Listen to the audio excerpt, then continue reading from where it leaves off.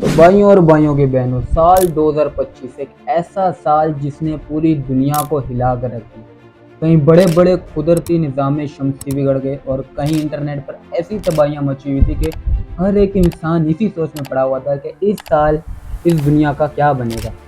लेकिन जहाँ एक तरफ पूरी दुनिया एक ही मकसद के बारे में सोच रही थी कि भाई इस साल इस दुनिया का क्या बनेगा, और वहीं दूसरी तरफ मेरे नए साल की शुरुआत एक बड़ी कोई अजीब और बड़ी कोई मिस्टीरियस तरीके से शुरू होती है। तो भाई बात है 31 दिसंबर 2024 की। हम जैसे रात के पूरी फैमिली ना आपस में बैठे हुए थे चिल करते हुए, कोई आपस में एक दूसरे से गपशप लगा रहे थे।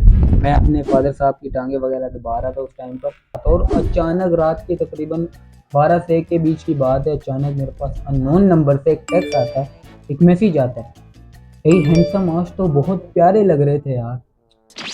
मैसेज देख के पहले तो दिल में बड़ी कोई खुशी महसूस हुई, यार ऐसा कैसे हो सकता है यार।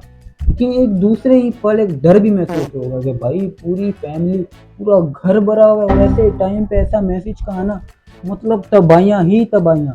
मैंने फौरन तौर पे मोबाइल को उल्टा करके रख दिया कि भाई बाद में इसको देखते हैं, पहले टांगे वांगे दबा लें। फिर मैं चुपके से उठ के दूसरे कमरे में आके बैठा एक कोने में घुस गया कि भाई पूछूं तो सही मसला क्या है, तो है कौन।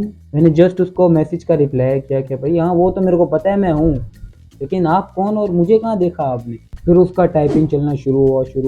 फिर अचानक टाइपिंग करी तो एक ऐसा खींच के रिप्लाई, ऐसा जवाब आया ना, मेरा दिल जाग गया। भाई बोलती है वैसे तो मैं 1 साल से आपको नोटिस करूँ, 1 साल से मैसेज करने की कोशिश करूँ, लेकिन मेरे अंदर हिम्मत नहीं, मतलब पूरा 2024 उसके अंदर हिम्मत ही पैदा नहीं हुई कि मुझे एक टेक्स्ट कर सके भाई। मतलब मैं कोई हिटलर की औलाद तो नहीं हूँ भाई, कर सकती थी।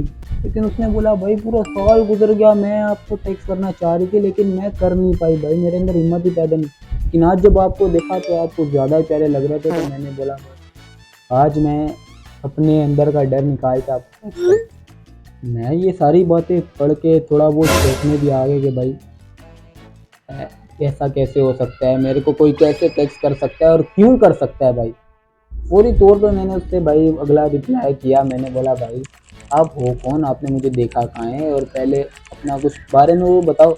उसने मेरे को भाई बोला बस मैंने अभी थोड़ी देर पहले ही आपको देखा है, और ये थोड़ी देर पहले वाला जो सीन था ना वो मेरे जेहन में काट रहा था भाई, वो मुझे चुभ रहा था कि भाई थोड़ी देर पहले तो मैं कहीं गया ही नहीं बाहर, तुमने मेरे को कहाँ देख लिया। मैं जो चर्च करके सीधा अपने घर पे वापस आए और मेरे कज़न वगैरह बाहर गश्त वश्त पे निकले हुए थे, साल का पहला दिन था। हम जस्ट चर्च करके घर वापस आए भाई, घर आके फैमिली में बैठे हुए थे, कोई हमारा घर भी कोई कुछ नहीं। अचानक इसका मैसेज है, इसने देखा कहाँ है मेरे को। उस दिन पूरा दिन में कहीं बाहर नहीं गया, सिर्फ चर्च किया, चर्च से डायरेक्ट घर वापस। तो देख तुम्हें कहाँ लिया, और कपड़े भी मैंने जैसे चिड्डा पहना हुआ था सारा दिन। फिर दिमाग की बत्ती चली, कहीं ये चर्च में तो नहीं थी, कहीं 1 साल से मुझे वहीं तो नोटिस नहीं कर रही थी, कहीं ये सारा मामला वहीं से तो शुरू नहीं हुआ। ऐसे कई सारे सवाल मेरे दिमाग में उलझने शुरू हो गए, और मेरे दिमाग की माँ बहन एक होगी कि भाई इस वक्त पे ऐसे कौन करता है यार, वो चर्च के अंदर। I don't like it. फिर उसके बाद इतना कुछ हुआ, ऐसा ऐसा सीन क्रिएट हुआ, ऐसा ऐसा सीन हमारे साथ क्रिएट हुआ, मेरे ऐसे ऐसे मसले पैदा हो गए, ऐसी ऐसी गवाहियाँ देनी पड़ गई, ऐसे ऐसे लोगों से मिलना पड़ गया कि मैं आपको बता नहीं सकता। लेकिन वो सब मैं ज़रूर बताऊंगा, क्योंकि अभी मुझे खुद याद नहीं, मैं आगे डायरी में पढ़ूंगा तो आगे बताऊंगा ना। तो मिलते हैं आपसे अगली वीडियो में, तब तक के लिए इस सीरीज़ के साथ जुड़े रहो, और बात की सब बातें आपको बताऊंगा अगले एपिसोड में।